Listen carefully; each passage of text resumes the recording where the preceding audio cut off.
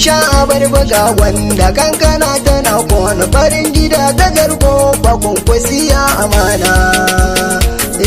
Kwankwasiya amana zaki wane rage masoya gari gari wane ma gari dari mai kyautar miliyan 100 ne ce ma 100. Yau mun ga zahiri farin ciki kake ba mu canji kana yawan ba mu kai ka ji jarumi ya daga kayan marmari jam'iyyar ta zamu bi mu 'yan cikin gari. Masu guri sun zo banzaye kuware kun hai gida 8 kun bata gurin ku saura kwana 8 banzaye kuware dan amana ya zo abba gida gida abba gidan kare karo madina kare sama.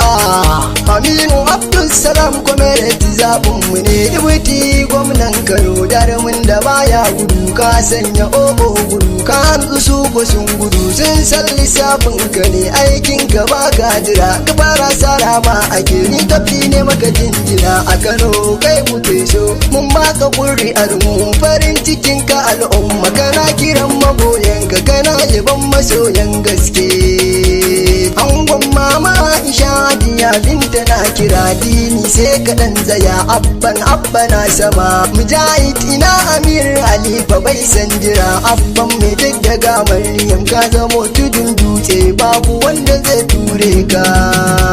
Allah ya kara kare ka mulkin Kano ya karbe ka Allah ne ya zaɓe ka jihar Kano masoyan ka ka zamo icen kuka mai taba ka bai shirya ba.